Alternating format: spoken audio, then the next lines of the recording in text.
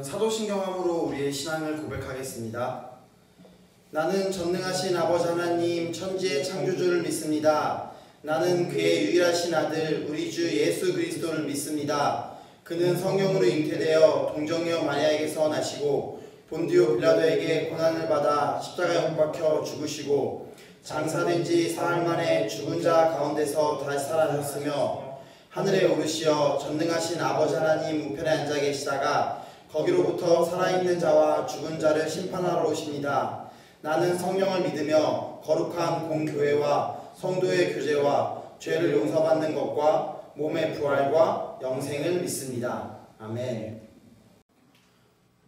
우리가 이 시간 같이 하나님을 찬양하며 나가도록 하겠습니다. 우리의 마음속에 근심이 있을 때라도 우리 하나님께 모든 것을 아뢰며 우리 하나님 한 분만을 같이 찬양하며 나가도록 하겠습니다.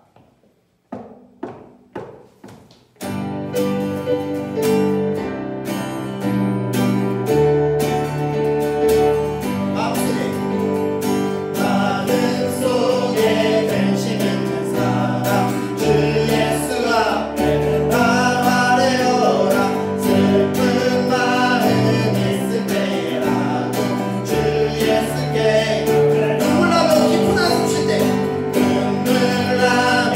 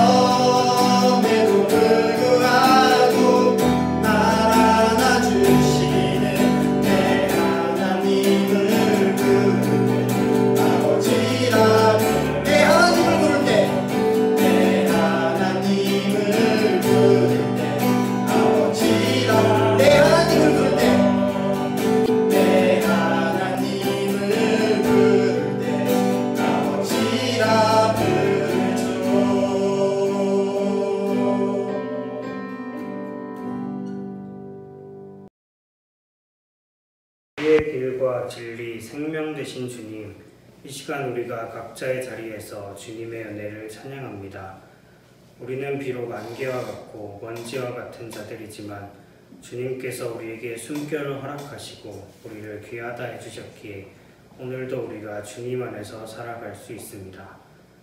그렇게 주님 안에서 살아가기로 결단했지만 우리에게는 아직도 많은 근심거리들이 있습니다. 주님을 믿는다고 고백하면서도 정작 근심 앞에서는 주님을 찾기보다 우리 자신에게 의지하는 우리의 연약함을 고백합니다. 그러나 이 시간 다시 한번 주님의 말씀을 듣고 주님의 숨결을 느끼기 원합니다. 이 시간 이 자리에 오셔서 우리가 주님의 말씀을 듣고 다시 주님을 바라볼 수 있도록 우리를 인도하여 주소서. 오늘도 세상 한가운데를 걸어가는 중등부 학생들 그리고 선생님들이 있습니다. 우리 모두와 함께 하셔서 우리의 연약함을 도우시고 주님의 뜻을 찾고 주님의 발자취를 따라 한 걸음 한 걸음을 걸어갈 수 있게 하소서. 이제 주님의 말씀을 듣습니다. 우리의 마음 문을 열어 오직 주님의 소리만을 듣게 하시고 여기 있는 작은 자의 모습은 가려주시옵소서. 감사드리며 이 모든 말씀 우리 주 예수 그리스도 이름으로 기도드렸습니다. 아멘.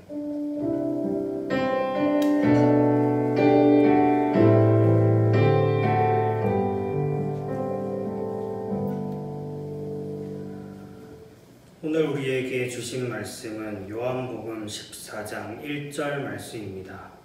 대표로 제가 봉독하겠습니다. 너희는 마음에 근심하지 말라. 하나님을 믿으니 또 나를 믿으라. 우리 삶에는 근심이 참 많습니다. 그래서 이 근심이라는 단어를 네이버 사전에 치면 이렇게 나옵니다. 해결되지 않은 일 때문에 속을 태우거나 우울해함. 여기서 해결되지 않은 일은 생각해보면 참 많은데요. 그래서인지 우리 삶에는 근심이 끊이지가 않습니다. 그래서 예를 들어서 인간관계에서도 우리가 근심이 참 많은데요. 가족들과의 관계도 그렇고 친구들이나 동기들과의 관계도 그런 근심거리입니다. 그래서 때로는 연락할 때도 카톡이나 페미나 DM이나 이걸 읽었나 안 읽었나 이런 것도 근심거리가 되고 읽어서 답이 와도 그게 뭔 의미인가 이렇게 생각하는 것도 근심거리가 되기도 합니다. 또 시험을 쳤을 때나 성적이 나왔을 때 그런 것도 근심 목록의 하나고요. 우리 건강 문제나 다이어트를 할까 말까 이런 것도 근심 목록에서 떠나지 않습니다. 또 어려운 근심 중 하나는 장래에 대한 고민인데요. 나는 어떻게 사나, 뭐 먹고 사나, 뭐 하고 사나 이런 식으로 이제 우리가 근심을 계속합니다. 그래서 이런 것 외에도 우리 삶에 근심이 가득한데요. 그런 면에서 잘 생각해 보면 인생이 근심의 연속이구나 하는 생각이 들 정도예요. 근데 우리는 오늘 말씀처럼 성경에서 근심하지 말라라는 말씀을 정말 많이 듣습니다. 비슷한 부류의 또 하나의 말씀으로 그러므로 너희는 무엇을 먹을까, 무엇을 마실까, 무엇을 입을까 염려하지 말라 이런 말씀도 있죠. 그렇지만 근심하지 말라는 말을 듣는다고 우리 근심이 쉽게 사라지진 않는데요. 그래서 근심은 어쩌면 인간이라면 피할 수 없는 조건인가 싶기도 할 정도예요. 그래서 근심 해결책이 뭔가 했을 때 성경이 주는 답은 오늘 말씀처럼 하나님에 대한 믿음입니다. 그렇지만 이 해답은 모호하게 느껴질 때가 많은데요. 하나님을 믿는다는 게 구체적으로 뭔가 하는 생각이 들기 때문이죠. 그래서 오늘 말씀에 제자들에게 예수님이 근심하지 말라라고 하시는 걸 보면 거꾸로 제자들에게도 무언가 근심거리가 생겼다라고 생각할 수 있는데요. 그래서 뭘 근심하는가 보니까 예수님이 그 전에 여러 가지 말씀들을 하시는데 그게 근심을 불러일으킬 만한 내용입니다. 그래서 13장 38절을 보면 예수께서 대답하시되 네가 나를 위하여 네 목숨을 버리겠느냐 내가 진실로 진실로 내게 이르노니 닭 울기 전에 네가 3번 나를 부인하리라. 그래서 여기서 너는 예수님의 수제자 중 하나인 베드로인데요. 그러면 이 베드로가 이 청천벽력 같은 말을 듣고 이런 생각을 하겠죠. 아니 내가 예수님을 위해 목숨까지 위험한 상황이 온다고? 내가 3번씩이나 예수님을 부인할 거라고? 그런 일이 뭐가 있지?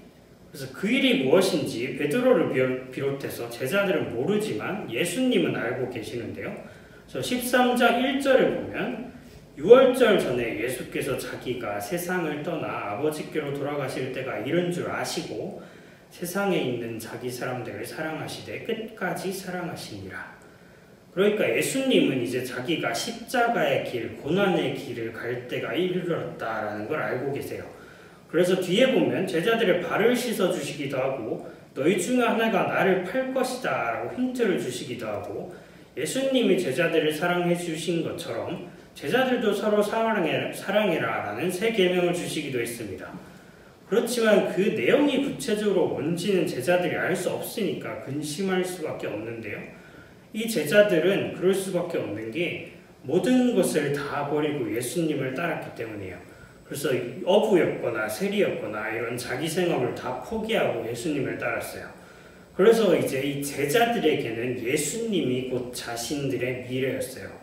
그런데 예수님을 부인해야 하는 그런 상황이 온다라는 건 예수님에게 무언가 심각한 일이 생긴다라는 것이고 따라서 자기들에게도 아주 안 좋은 상황이 생긴다라는 게 되죠.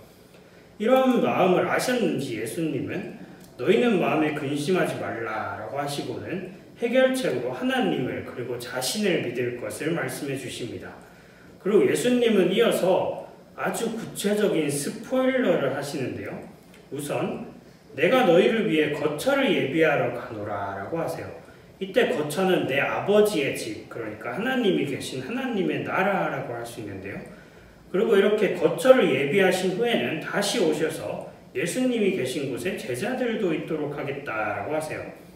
그러니까 예수님이 이제부터 하실 일의 최종적인 목적은 제자들을 하나님의 나라에 거할 수 있도록 하기 위함이다라고 알려주고 계신 거죠. 그러면서 이렇게 덧붙이십니다. 내가 어디로 가는지 그 길을 너희가 아느니라. 그렇지만 이렇게 성의껏 말씀해 주셨음에도 제자들은 여전히 뭔 소린가 하고 있습니다. 그래서 5절에서 도마는 예수님 어디 가시는지 저희는 모르는데요 라고 되물어요. 그래서 여기서부터 제자들과 예수님의 티키타카가 시작되는데요. 그래서 한쪽은 무슨 말인지 계속 못 알아듣고요. 한쪽은 알아들을 때까지 계속 설명을 합니다. 그래서 이 티키타카는 16장까지 비슷비슷하게 계속 반복이 되는데요. 그래서 5절에서 제자들이 몰라요 하니까 예수님이 보충 설명을 다시 시작하시는 게 6절에서 7절입니다. 내가 곧 길이요 진리요 생명이니 나로 말미암지 않고는 아버지께로 올 자가 없느니라. 너희가 나를 알았더라면 내 아버지도 알았으리로다. 이제부터는 너희가 그를 알았고 또 보았느니라. 그러니까 예수님은 자신이 곧 길, 진리, 생명이셔서 예수님만이 제자들을 하나님 나라로 이끌 수 있는 유일한 다리와 같은 분이다라고 앞에 말을 계속 설명하세요. 그런데 그 뒤에 있는 말 때문에 혼란에 빠지게 되는데요. 나를 알았더라면 내 아버지도 알았을 것이다. 그런데 이제 나를 알았으니 내 아버지도 알게 되었다. 그래서 이걸 읽고 있는 우리처럼 제자들도 또 무슨 소린가 해서 물어봅니다. 주여, 그러면 아버지를 우리에게 보여주옵소서.